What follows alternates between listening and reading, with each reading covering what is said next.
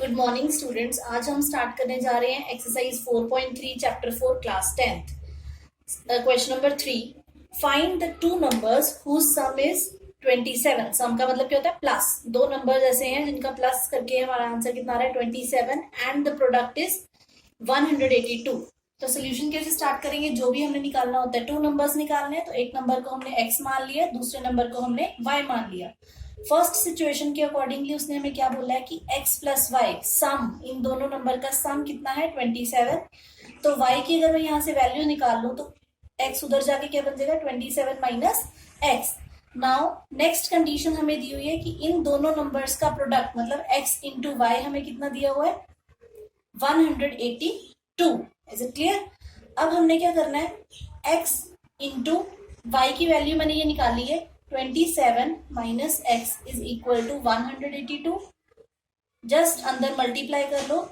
27x minus x square is equal to 182।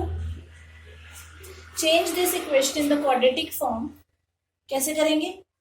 X square हमें positive चाहिए होता है तो हम दूसरी साइड ले जाते हैं। एक्स स्क्वायर ये हम उस साइड ले गए, माइनस का था उधर जाके प्लस हो गया इक्वल टू के। ये उस साइड जाएगा तो बन जाएगा -27x, और ये ऑलरेडी ही इस साइड है तो प्लस 182 इज इक्वल टू 0।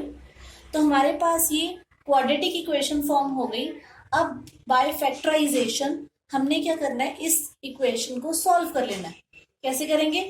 पहले हम इसका कोफिशिएंट देखते हैं। फर्स्ट कोफिशिएंट को लास्ट वाले के साथ मल्टीप्लाई कर देते हैं तो ये 182 ही आ जाएगा। Make the factor of this. तो हमारे पास क्या हो गया? 2 से 91, 7, 13, 13 1 जा 13। अब हमने कोई दो ऐसे नंबर्स ढूंढने हैं जिनको प्लस या माइनस करें तो क्या आ जाए? 27, और इन्हीं फैक्टर्स में से होने चाहिए। जैसे अगर मैं करती हूँ 7 2 जा 14 और दूसरा कितना है? 13। दोनों को अगर हम प्लस कर देंगे तो हमारे पास क्या आ जाएगा? 27। पर यहाँ पे हमारा साइन क्या है? -27। तो हमारे पास हमें क्या चाहिए? ये भी माइनस का चाहिए, ये भी माइनस का चाहिए, क्योंकि माइनस माइनस क्या हो जाते हैं? प्लस, लेकिन साइन किसका रहता है? माइनस का रहता है। ठीक है, तो दो फैक्टर्स हमारे पास बेसिकली क्या बन गए? 14 और -14 एंड -13। सो यहाँ पे हम पुट करते हैं -14x तो साथ लगेगा ही, -13x, तभी ये बनेगा ना 27x। ठीक है, और इन दोनों को अगर मल्टीप्लाई अब हम कर दें 14 माइनस का 14 इंटू माइनस का 13, तो आंसर कितना आता है? 182। मतलब हमने ऐसा एक फैक्टर बनाना होता है फैक्टराइजेशन मेथड में कि जिसको प्लस या माइनस करें तो बीच वाली टर्म बन जाए, और मल्टीप्लाई करें तो इन दोनों का प्रोडक्ट हो। ठीक है, तो प्लस 182 इज इक्वल टू 0। इस 27 को मैंने स्प्लिट करके ये लिख दिया, तो ये this comes out to be. अब इन दोनों में से हमने क्या कॉमन आ रहा है? x कॉमन आ रहा है। फर्स्ट टू टर्म्स लेनी है, उसमें हमारे पास क्या कॉमन आ रहा है? x कॉमन आ रहा है। अंदर क्या बचा? x minus 14। ठीक है, इन दोनों में से क्या कॉमन आ रहा है? -13 कॉमन आ रहा है। अंदर क्या बचा? x minus 14 is equal to 0। 13 into 14 182 होता है, और माइनस माइनस प्लस। आपने हमेशा ध्यान रखना है ये दोनों फैक्टर्स जो है वो हमेशा सेम होने चाहिए। कई बच्चे मिस्टेक करते हैं, यहाँ पे अगर ये प्लस देखा तो यहाँ पे भी प्लस लिख दिया, तो वो गलत हो जाएगा, क्योंकि जब आपने ब्रैकेट ओपन करनी है तो माइनस माइनस फिर यहाँ पे प्लस हो जाता है। Is it clear? इतनी बात ध्यान में रखनी। अगर ये आपके दोनों फैक्टर्स डिफरेंट आ रहे हैं, दैट मीन्स आपका कहीं ना कहीं क्वेश्चन जो है वो कहाँ गलत है। ठीक है, तो एक फैक्टर हमारे पास क्या बन जाएगा? x माइनस 13 ये वाला, और एक इन दोनों में से x माइनस 14 जो सेम ही है इज इक्वल टू 0। अब हमने x माइनस 13 ये फर्स्ट ब्रैकेट भी 0 के इक्वल इक्वेट कर देनी है, और दूसरी वाली भी 0 के इक्वल इक्वेट कर देनी है। तो x की वैल्यू हमारे पास आ गया 13, और इधर से हमारे पास x की वैल्यू आ गई 14। Is it clear? नाउ हमें पता था x प्लस वाई हमारा कितना है? 27। फर्स्ट कंडीशन हमारे पास क्या है? 27 है। तो हमारे पास अगर x 13 है तो y कितना आएगा? y is equal to 27 minus 13, this is equal to 14। ऐसे ही अगर हमारे पास सेकेंड कंडीशन में अगर x को हम 14 ले लेते हैं और y की वैल्यू निकालते हैं तो हमारे पास क्या आ जाएगा? y is equal to 27 minus 14, तो y comes out to be 13, मतलब दोनों कंडीशन ले ली। अगर फर्स्ट नंबर अगर हमारे पास 13 है तो दूसरा 14 होगा, या अगर पहला 14 है तो दूसरा 13 होगा। और आप उसको चेक भी कर सकते हैं, 13 प्लस 14 27 होता है, 13 14 प्लस 13 27 होता है। फर्स्ट कंडीशन सेटिस्फाई होगी, आप 13 और 14 को मल्टीप्लाई करेंगे तो भी आपका 182 आएगा। So this is the solution of this question. Let us now start with the fourth question of exercise 4.3. Find two consecutive positive integers, sum of whose square is 365. तो सोल्यूशन कैसे स्टार्ट करेंगे, जो भी हमने निकालना होता है कंसेक्यूटिव हमने इंटीजर्स निकालने हैं। तो अगर मैंने फर्स्ट इंटीजर x लिया है तो कंसेक्यूटिव में मैंने आपको उस दिन भी बताया था कि x प्लस 1 होता है कि अगर एक नंबर 3 है दूसरा 4 है तो नेक्स्ट नंबर हमारे पास कैसे आ रहा है, 3 प्लस 1 करके आ रहा है ना। तो यहाँ पे हमने x ले लिया इसकी जगह, ये x प्लस 1 हो गया। तो हमारे पास जब भी हमने कंसेक्यूटिव नंबर्स या इंटीजर्स निकालने होते हैं तो हम क्या कहते हैं कि एक नंबर एक्स्ट्रा एक प्लस कर देते हैं उसके अंदर। तो अगर हमने फर्स्ट नंबर इंटीजर x माना है तो दूसरा क्या हो जाएगा x प्लस 1। अब नेक्स्ट कंडीशन उसने क्या दी, sum of whose squares. Sum of whose square का मतलब कि फर्स्ट का स्क्वायर और दूसरे का स्क्वायर क्या हो गया।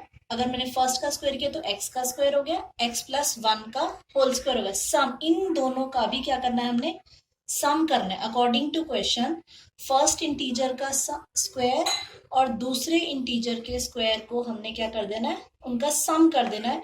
तो this comes out to be 365। उसके बाद बहुत सिंपल है, आपको जस्ट इसको सॉल्व करना है। एक्स स्क्वायर का as it is x square, a plus b whole square का फॉर्मूला खोलेंगे तो बन जाएगा ए का स्क्वायर प्लस बी का square plus 2 into a into b is equal to 365।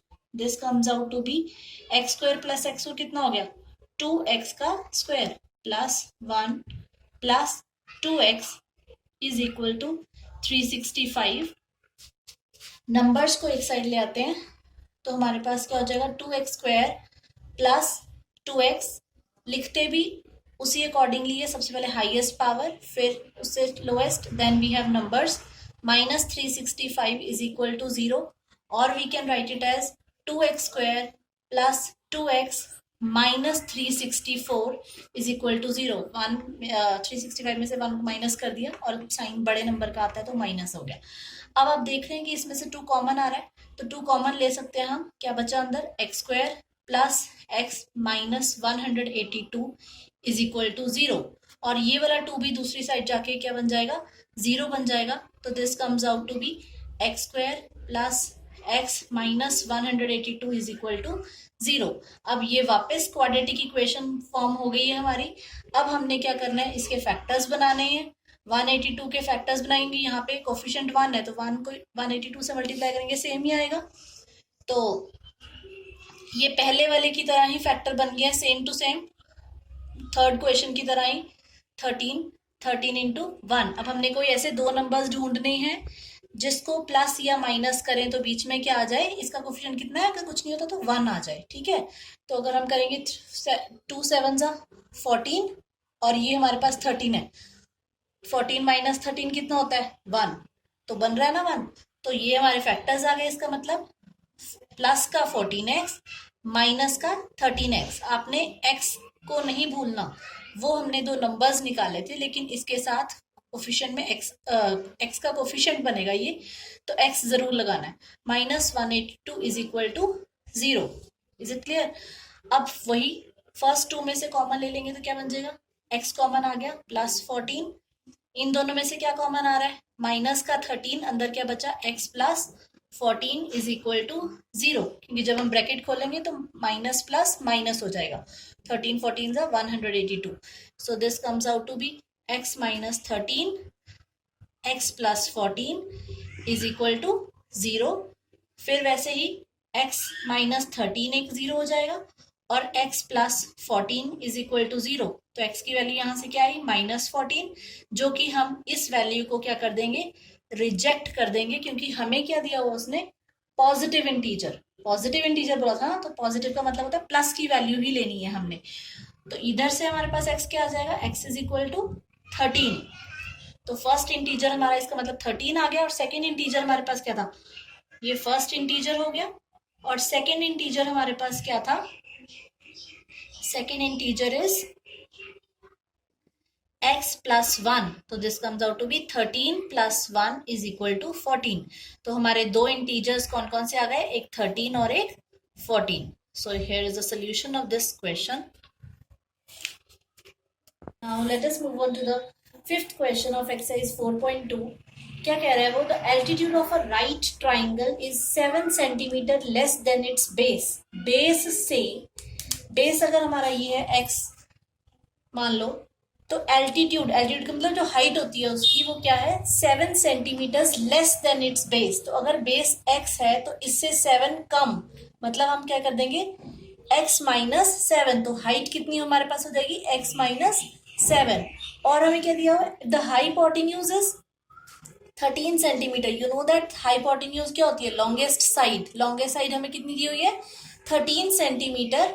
तो हमारे पास अकॉर्डिंग टू क्वेश्चन सिचुएशन हमारे पास क्या बन गई कि बेस हमें x दिया हुआ है, हाइट हमें x माइनस 7 दी गई है, और हमें हाइपोटेन्यूज जो है वो दिया हुआ है 13 सेंटीमीटर. और यू नो दैट कि जब भी हमें राइट एंगल ट्राइंगल दी होती है हम कौन सी थ्योरम यूज करते हैं, पाइथागोरस थ्योरम. पाइथागोरस थ्योरम क्या कहती है कि हाइपोटेन्यूज का जो स्क्वायर होता है this is equal to base square plus height का स्क्वायर. ये हमारी कौन सी थ्योरम होती है, बाय पाइथागोरस थ्योरम. जब भी हमें राइट एंगल ट्राइंगल दिया होता है तो मोस्टली हम यही वाली थ्योरम यूज करते हैं, पाइथागोरस थ्योरम. तो वैल्यूज जस्ट पुट करेंगे, दिस इज 13 का square because hypotenuse is 13, base हमारा कितना है x का स्क्वायर प्लस हाइट कितनी दी है x माइनस 7 का होल स्क्वायर. अब जस्ट ओपन इट, तो हमारे पास क्या बन जाएगा, इन दो बार 13 को मल्टीप्लाई करेंगे 169 is equal to x square. इस फॉर्मूला को ओपन कर देंगे, क्या बन जाएगा a minus b whole square है, तो a square plus b square minus 2ab. Now हम क्या करेंगे 169 is equal to x square plus x square कितना हो गया 2x square plus 49 minus 14x. Number को एक साइड ले जाते हैं तो क्या बन जाएगा 2x square plus minus 14x. मैं अब इसको रीअरेंज करके भी लिख रही हूँ, पहले x स्क्वायर वाली टर्म फिर x वाली टर्म प्लस ये 49 था, ये 169 उधर जाएगा तो minus 169 is equal to 0. This comes out to be 2x square minus 14x minus, क्योंकि प्लस माइनस क्या हो जाएगा माइनस हो जाएगा, और साइन किसका रहता है बड़े नंबर का. तो ये हमारे पास आ गया 120 इज इक्वल टू 0. अब आप देख रहे हैं इसमें से 2 कॉमन आ रहा है, तो क्या बन जाएगा 2 कॉमन ले लिया तो x square minus 7x minus 60 is equal to 0. Now ये 2 भी उधर जाके क्या बन जाएगा 0 बन जाएगा. तो it comes out to be x square minus 7x minus 60 is equal to 0. अब इसका कोफिशिएंट भी 1 है, 1 इंटू 60 इज 60. इस कॉलम में 60 के फैक्टर्स बनाने स्प्लिट अप करने के लिए कि 7 स्प्लिट अप हो जाए 2 पार्ट्स में, 30 2 15 3 5 और 5 1 जा 5. अब हमने कोई ऐसे 2 नंबर्स ढूंढने हैं जिसको प्लस या माइनस करें तो बीच में हमारे पास क्या बन जाए 7 बन जाए. ठीक है, तो 2 नंबर्स हम कौन से ढूंढते हैं, लेट्स चेक कि क्या आ रहा है हमारे पास. अगर मैं करूं 2 2 जा 4, 4 3 जा 12 और एक ये 5, 12 माइनस 5 कितना होता है 7. लेकिन हमें यहाँ पे क्या चाहिए माइनस का 7. तो अगर मैं इसको माइनस का लिखूं, बड़ा नंबर माइनस का हो जाए और ये प्लस का हो जाए, तो प्लस माइनस क्या होता है माइनस, और हमारे पास वैसे भी आ जाएगा माइनस 7. तो एक फैक्टर इसका मतलब हमारे पास माइनस 12 हो गया और दूसरा क्या हो गया 5. तो this comes out to be minus 12x plus 5x minus 60 is equal to 0. अब इन दोनों में से कॉमन लेंगे x, तो अंदर क्या बचा x माइनस 12, और इन दोनों में से क्या कॉमन आ रहा है 5 अंदर क्या बचा x minus 12 is equal to 0. हमेशा याद रखना है कि अगर आपके ये 2 फैक्टर सेम आ रहे हैं तो आपका क्वेश्चन सही है. ये दोनों फैक्टर अलग आ गए तो इसका मतलब कहीं ना कहीं कोई ना कोई मिस्टेक है. तो एक फैक्टर हमारे पास बन गया x प्लस 5 और एक x minus 12 is equal to 0.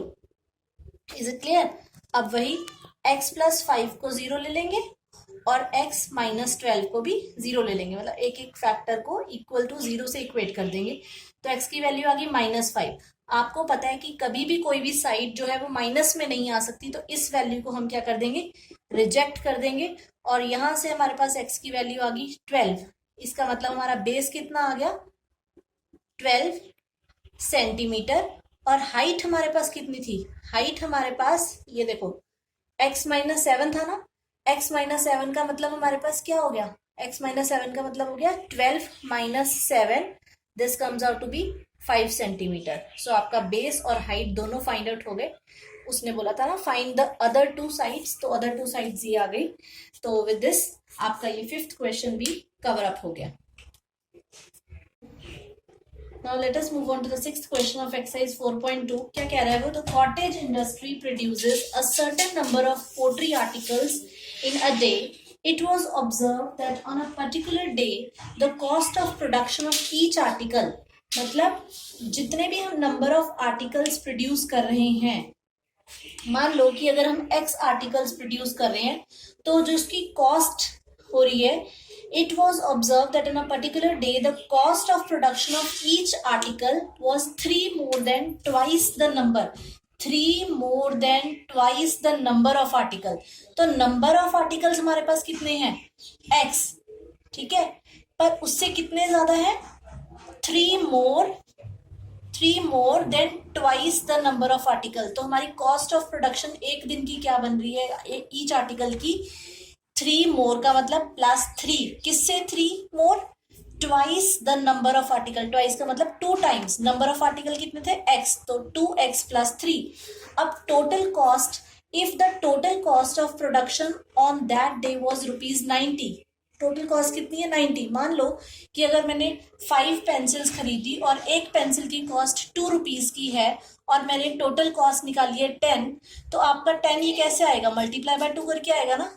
तो नंबर ऑफ आर्टिकल्स इनटू उसकी cost is equal to total हो जाती है। तो नाउ टोटल कॉस्ट हम कैसे निकालेंगे, वैसे ही जैसे अभी मैंने आपको यहाँ पे समझाया है, एक आर्टिकल और उसकी कॉस्ट को हम क्या कर देंगे, मल्टीप्लाई कर देंगे, तो वो क्या क्या निकल जाएगी, is equal to total cost. Total cost कितनी है 90। तो अब हमने सिर्फ जस्ट अंदर मल्टीप्लाई करना है to form the quadratic equation. 2x को हम x के साथ करेंगे तो 2x² आ जाएगा, प्लस x को 3 के साथ करेंगे तो 3x आ जाएगा, इज इक्वल टू 90। और we can write it as 2x² plus 3x minus 90 is equal to 0। अब वैसे ही हमने बाय फैक्टराइजेशन मेथड हमने इसके फैक्टर्स निकालने हैं। फर्स्ट 2 को हम मल्टीप्लाई करेंगे बाय 90, तो हमारे पास आ गया 180, ठीक है। इसके फैक्टर्स बनाते हैं, 90, 2, 45, 3, 15, 3 5 और 5 1। हम अब ऐसे दो नंबर्स ढूंढने हैं जिसको प्लस या माइनस करो तो क्या बन जाए, 3 आ जाए। तो हम क्या करते हैं, 2 2 4, 4 3 12, एक 12 आ गया और एक क्या आ गया, 3 5 15, and 15 minus 3 you know that is equal to 3। तो it comes out to be 2x² plus 15x minus 12x minus 90 is equal to 0। Take the common from first two, x common आ रहा है, अंदर क्या बचा 2x प्लस 15, और इधर से भी हमारे पास क्या कॉमन आ रहा है, 3 कॉमन आ रहा है, नहीं क्या कॉमन आ रहा है, 3 तो नहीं आ रहा, 6 कॉमन आ रहा है, माइनस का 6 अंदर बचा हमारे पास, 2x plus 15 is equal to 0। तो फैक्टर्स हमारे पास बन गए x माइनस 6 और 2x plus 15 is equal to 0। तो फैक्टर्स को हम 0 से इक्वेट करेंगे तो हमारे पास बन जाएगा x minus 6 is equal to 0 और एक आ गया 2x plus 15 is equal to 0। तो इधर से x की वैल्यू क्या आ गई 6 और उधर से आ गई 2x is equal to -15 and x is equal to -15/2। तो ये वाली जो वैल्यू है वो क्या हो जाएगी, रिजेक्ट हो जाएगी, क्योंकि कभी भी कोई चीज number of something, number of tables, number of pencils, कभी भी फ्रैक्शन में नहीं हो सकते। तो हमारे पास x की वैल्यू यहाँ पे आ गई 6 और हमारे पास इसका मतलब नंबर ऑफ आर्टिकल्स जो हमने निकालने थे ना, find the number of articles, तो नंबर ऑफ आर्टिकल्स हमारे पास आ गए कितने 6, एंड कॉस्ट जो हमारे पास थी, कॉस्ट ऑफ ईच आर्टिकल हमारे पास थी 2x प्लस 2x प्लस 3, तो 2 इंटू 6 x की वैल्यू पुट कर दी प्लस 3, तो बन गया 12 प्लस 3 इज इक्वल टू ₹15। इसका मतलब हर एक आर्टिकल की कॉस्ट कितनी आई है? ₹15। With this your 4.2 is over from my side. I hope कि आपको समझ में आ गया होगा। So please like, subscribe and comment if you like the video and understand the content. Thank you.